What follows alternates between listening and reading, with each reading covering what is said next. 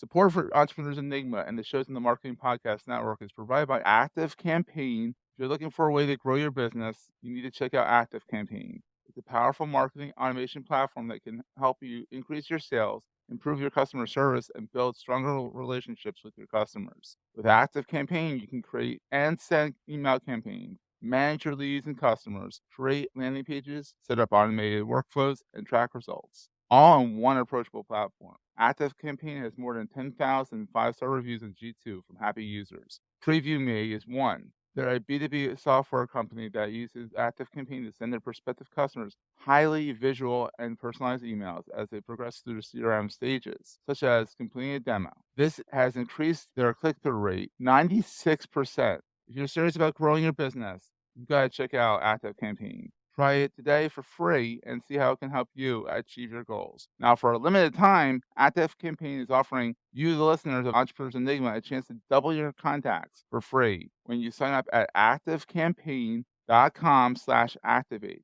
That means if your email list is 10,000 contacts, you only need to pay for 5,000, or you can pay for 10,000 and get an extra 10,000 totally free. Personalize your customer experience. Do it with automation. Like the 185,000 businesses that have an Active Campaign. Go to activecampaign.com/activate to sign up today. activecampaign.com/activate. Terms and conditions apply. Entrepreneurs Enigma is a podcast for the ups and downs of entrepreneurship. It's got the wins and the fails that we all face being entrepreneurs, how we learn from adversity. Every week I talk to a different entrepreneur with a story to tell. I'm Seth Goldstein. Come with me on the journey. This is Entrepreneurs Enigma. Let's get started.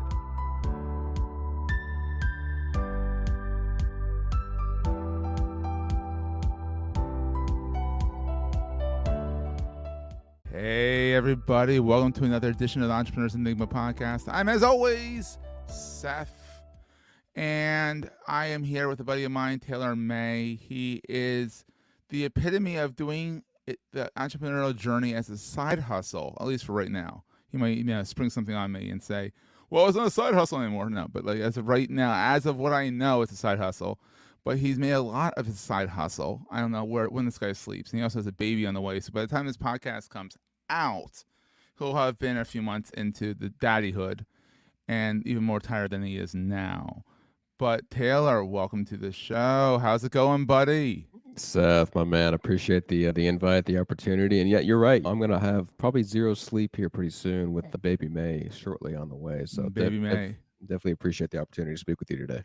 Exactly. Got in before the baby pops. yeah, exactly. You'd be like, I'm too tired, dude. I'm too tired. Too tired. Good timing here. So very good timing. So Taylor and I met back when I was doing work for Zero Eyes, which is a gun detection AI video surveillance platform run by a bunch of Navy SEALs. And then I went my way. He went his way. He's now Ranker. Yeah, Recor. I was never anywhere close with that. You're good. Everyone says Wrecker, so you're good. Recor, which is physical security. So he's still in that vertical, and that's kind of what he knows, and kind of goes into what he does for his side hustle as well, because he found his niche, which is kind of one of the big things people say is find your niche. They find your niche and go for it. You also, a lot of people don't know that you can actually do this at a big school, but you are also a walk-on at OSU, Oklahoma State University, and not only that, you were on the winning team that year. So it's like, we'll attribute it to the fact that Taylor was on the team. Yeah, 2011 Oklahoma State. So I walked on at OSU. I was a defensive walked end. on. Yeah, so I was Division I football, man. It's a full-time job. I'm just kind of jealous now, Seth, that these college athletes, they get paid now. Back when I played, I didn't get paid, Yeah. So. And you walked on, meaning that you really didn't get paid. Oh, 100%, dude. Paved my own way. So paved your own. What, you know why? I mean, you did what you had fun. You lived it. Probably kept you out of somewhat of trouble, I guess, at a big school. Yeah. I mean, I went to Delaware, and I mean, the football players always still managed to get into trouble. We all did, but they broke things in the dorm. I don't know how they did it, but Gundy's rule at OSU is like you had 3 strikes, so it's like you mess up once or twice, it's like a slap on the wrist. But that third time you mess up, it's adios. You're out the team. Well, that's I mean, the coaches people don't realize that coaches are also kind of parents to you guys. Yeah. These football players are big. I mean, you're a big dude, and I mean, and they're big, but they're still kids, and they're still very much adolescent kids. Especially, did you walk on freshman year? I did. Yeah, so Yep. you were very much still a teenager. Oh, You were still 18-year-old kid coming in there, Oh yeah, so summer. you were completely a knucklehead at that point. You Oh, you don't get rid of, and 100%. honestly, you don't get rid of knuckleheadness until you're 25, when the frontal lobe actually fully develops. On some of us, I still think mine's missing, but whatever. Just ask my wife; she'll tell you. So, So you've been in the security business pretty much since you got out of college, right? Like physical security and stuff like that. So what is physical security? Like, what is your niche, especially? yeah. So I mean, I started this right out of probably 21, 22. I'm 30 now, so just close to 10 years now in the industry. But I really got into this industry from my dad. My dad's been in the industry for 20 or so years, mainly on the access control side. So door hardware, Yeah, key fobs, all the nine. all the fun stuff. Yeah, All the fun stuff, right? But then I found a niche on the video surveillance, emerging technology side, so AI, computer vision, et cetera. And that's kind of been where my sweet set's been, and has been in that space. And I've sold everything from facial recognition to obviously weapon detection at Zero Eyes to now kind of roadway intelligence technology at Recore. that's really wild what you guys are doing over Record too. Like, Yeah. literally at events, you always wonder how the heck they pull off a Taylor Swift event, or something like that. There's got to be something around there doing something. And, you guys are doing stuff. I mean, maybe not for Taylor Swift concerts, but like at stadiums and stuff, which is kind of neat. Yeah, entertainment, casinos, retailers, DOTs. I mean, it's just all software-based technology, right? That works on, existing camera infrastructure. So there's a lot of things that I've done just mainly in that SaaS kind of software model. In addition to obviously my own company, Security VIP. So yeah, and then Security VIP started out with a very loud intro. I can tell you that much. Every time I went on, I have to fast forward because it was always like, and then I'm sure that was very pleasant for everyone listening. My rendition of that, but then you did a podcast it started out as a podcast, and then it's morphing, which is kind of cool. Yeah, I started it back in May of 2020. Started out as a podcast series, so I didn't have this mic. I bought a $100 mic off Amazon in my garage. Hey, this work. Yeah, it worked. And I wanted to just. It was back when COVID started, right? So nothing was going on. What the hell are you gonna do with yourself? Exactly. Yeah. So I created Security VIP to bring awareness to the industry around technologies, challenges, what's working, what's not during COVID. Obviously, educate me more in the industry, get me more involved with people. Mm-hmm. I've done that now. The podcast still lives. I haven't done a lot of episodes recently, but Security VIP now has really evolved into a consumer network. I love it. The last 3.5 years, man, I've realized that in this industry that you've got manufacturers who create products, you've got integrators or value-added resellers that distribute those products, and then you have the end consumer, the end user that just wants to make sure the product works in their environment. Just with the damn thing to work, right? And what I found with Security VIP is these end consumers, they just want a direct relationship with those solutions providers, those manufacturers, and I've created this community now in Security VIP where if you're a retailer, a casino, education, whatever vertical you may fall in, they just want to hear from other consumers on what they're doing around these challenges that you see happening. So that's kind of what this community now has been built into Security VIP. And I've built this advisory board of consumers who network with each other. And then, you and I were talking about it earlier before we kicked off, is I've got this app now that I've been working on, last 7 months. It will be out. It will be out by the time this podcast comes out. It will be out and people can download it. Yep.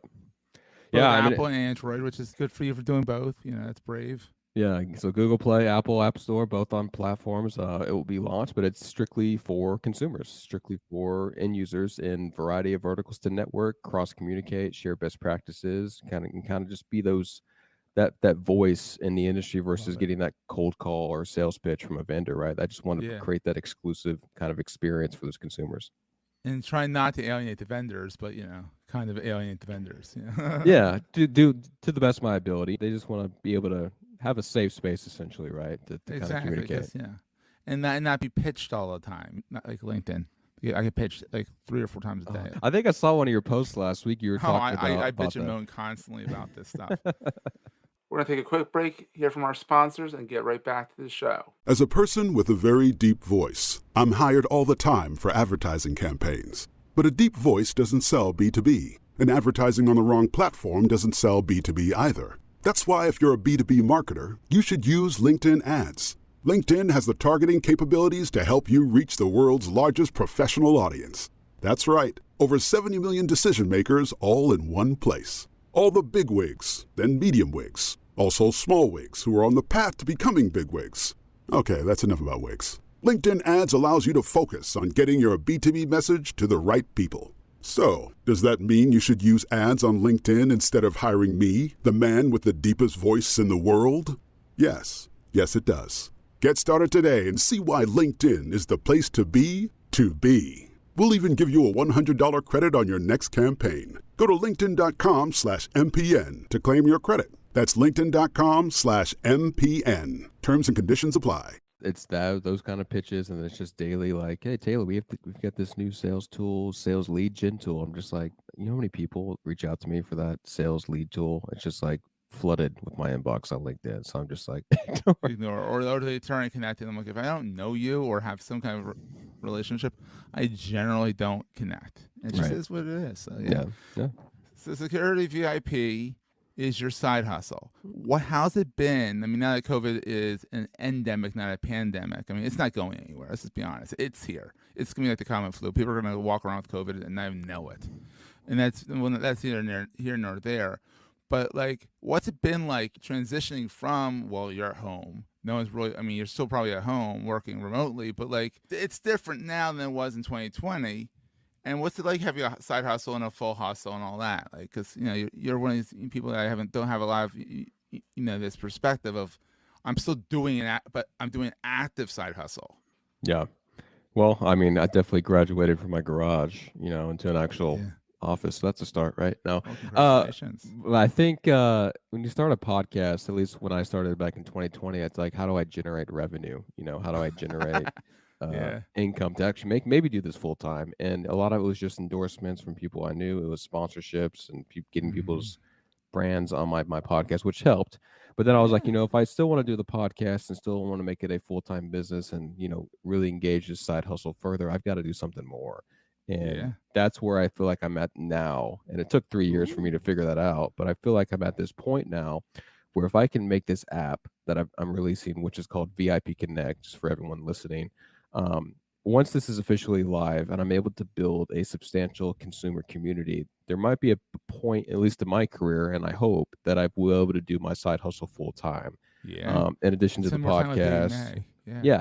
But I think what I always tell people is like, yes, I work full time for my employer right now, Recor, and my own business, Security VIP, is my side hustle / passion. And I've just found a lot of passion doing my own thing with Security VIP. But I feel like I'm now at that point where I can really turn this into a full-time gig around things that I want to do, build your own brand, create your own worth, etc. And have time for family too, which is 100%. Because you're gonna find that you're gonna need time for family because it's gonna be exhausting. Yeah. But I think I love what you're doing, Seth, on this podcast, because you said it earlier. I walked on at Oklahoma State, and when you're a walk-on, it's like you're on an island from day one. You're isolated. You didn't get recruited by the coaches, so you got to like prove your worth to the team. You got to connect with the other guys in your unit. You got a network, essentially. And so I've kind of transitioned that mentality into the security industry and said, hey, look, I'm 21, 22 years old. Yeah, my dad's got experience in the industry, but I want to pave Taylor May's path in the industry, and how can I do that? So and that's kind of what Security VIP has all been about. It's just networking. It's transparent. It's accountability. That's why you heard exactly what Goldstein Media, not Goldstein Media. That's what Goldstein Media is at the end. But Entrepreneurs Enigma is a way for me to get in front of people, have an excuse to talk to people, right? And then sometimes it turns into business for Goldstein Media. Sometimes it doesn't. Sometimes it's just good connections, friendships, and later down the road I can say, hey Taylor, I got something for you. Or, hey Taylor, I have an idea for something. Let's talk about this. It's opening my network, and I like that. And I think that's what you're doing too, which I really like. And it's kind of the same kind of mentality kind of thing. So. Yeah, I'm very honest. I'm very transparent, but I'm also accountable. And it's just kind of what the industry, I think, lacks of is there's, products and solutions that are great, but they're not transparent. They're not accountable. You can say you're 100% perfect in something, but are you really 100% perfect? Or where the gaps? Where's the vulnerabilities? And a lot of people don't admit those vulnerabilities, right? So that's the one thing that at least consumers in the physical or just broader technology industry want to have that awareness to, right? They want to understand those gaps. So, absolutely. So, what is the best thing about, I guess, doing the hustle and the side hustle at the same time. What do you like about being an entrepreneur on the side per se, and eventually becoming a full-time entrepreneur? But what gets you up in the morning, makes you smile?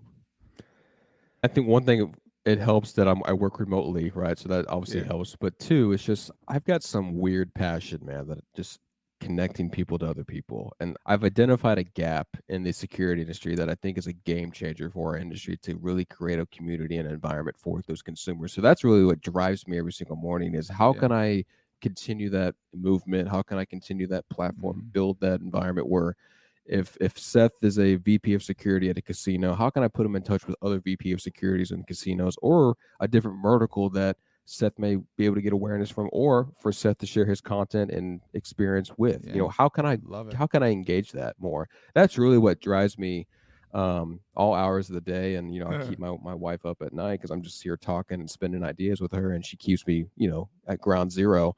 But She's like, honey, not yet, not yeah, yet, not so yet. she's God love her, she deals with all my security talk. But I mean, that's just a passion of mine, man, that I've been able to identify here in the industry. So then what keeps you up at night? I mean, what's the scariest thing right now, especially? I mean, you have a baby on the way, full-time job, major side hustle here. So, what keeps you up at night?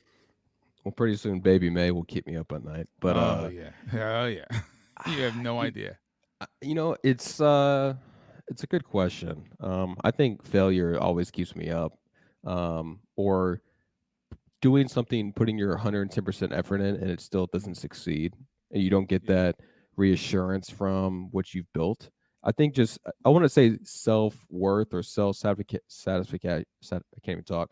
Satisfaction can be a driving force, but I think it's like, am I doing enough? Am I creating something that is valuable to consumer? What is their feedback? So I think that's what I've most afraid of, is just be able to putting so much time and energy and investment into this community and this environment, and hopefully getting that reciprocant value back from those consumers. Say, hey Taylor, we really appreciate what you're doing. I love it. Yeah. So that's probably what keeps me up most at night, is the sense of not exceeding those expectations that the consumer might have.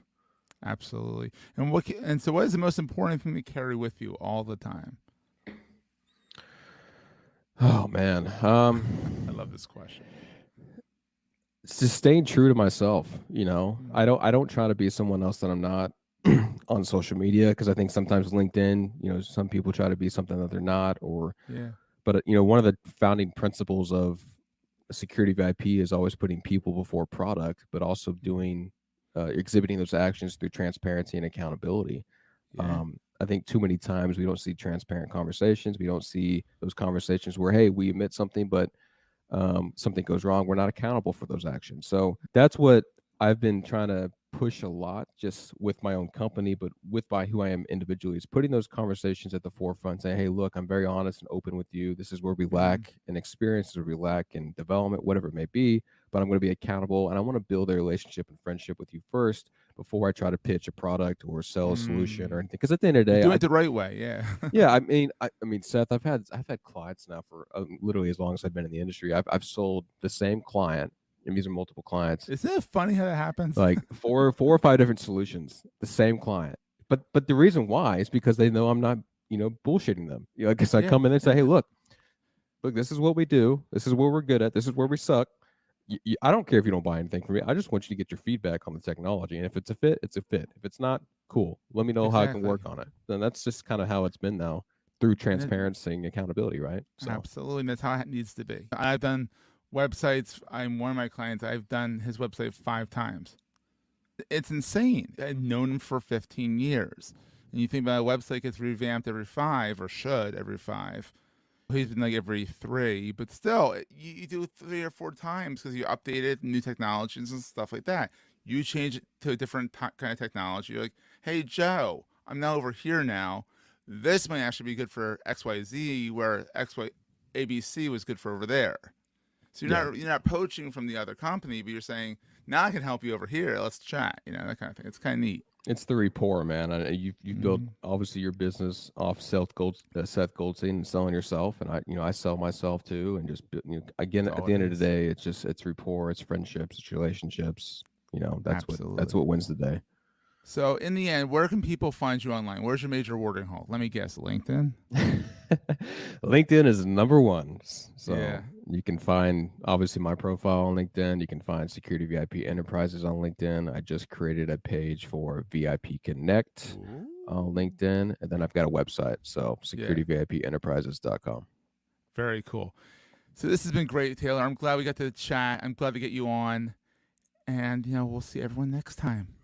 Awesome. Thank you, Seth. Appreciate it, man. That was a great show. If you're enjoying Entrepreneurs Enigma, please review us in the podcast directory of your choice. Every review helps other podcast listeners find our show. If you're looking for other podcasts in the marketing space, look no further than the Marketing Podcast Network at marketingpodcasts.net.